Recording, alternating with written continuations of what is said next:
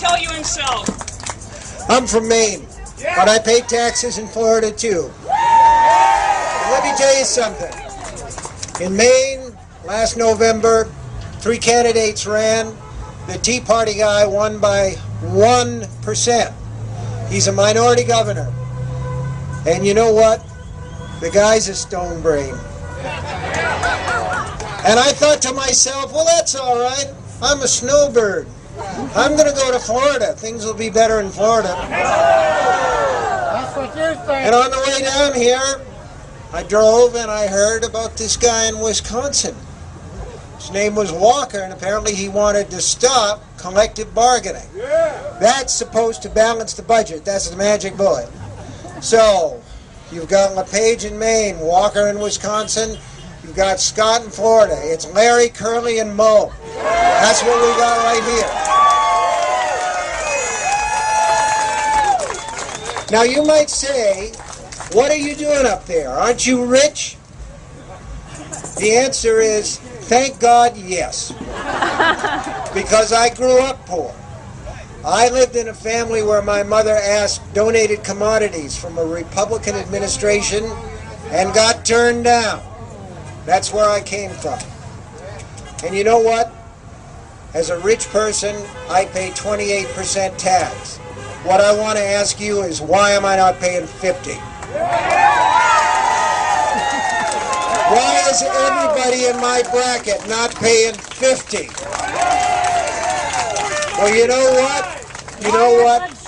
The Republicans will tell you, from John Boehner to Mitch McConnell to Rick Scott, that we can't do that, because if we tax guys like me, there won't be any jobs. It's bull. It's total bull. Let me ask you something else. Do you think it would make a dent in the problems that Florida has, its financial problems, if Rick Scott matched the amount he spent to get elected and stuck that right in the budget? But we're not going to do that, because these people come from the party of Ronald Reagan, the great communicator who one year put down on his taxes that he gave $10,000 to charity. Well, my wife and I, my wife is here, right there, in the Crayola shirt. We try to make up the difference, the shortfall, that 22% that we don't pay, by giving it away. But you know what? I haven't seen a lot of that going around. We support libraries, we support schools, we support fire departments, and we support the veterans, okay?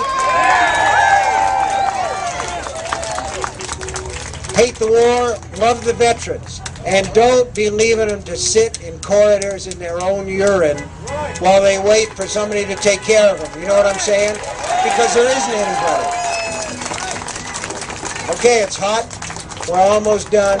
I want to say one more thing. You know, I heard a lot of things down here about how we were going to create jobs, how Rick Scott was going to create jobs.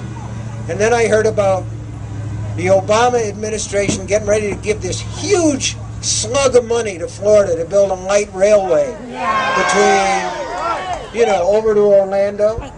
Well, Scott said, no. We can't do that, because we'll end up holding the bag. And he's probably right, probably a bad deal considering how low the price of gasoline is. Who would want to get on I-4? You know, I mean, who would want to get on a railroad when they can ride scenic I-4 to Orlando and wait in traffic?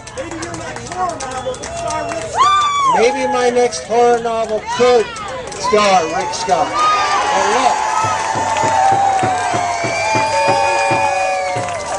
Thanks for coming out. And when you remember, when these people talk to you about it, if you like a weekend, thank a union guy. If you like a 40-hour week, thank a union guy. If you like a day's honest pay for a day's honest work, thank a union guy.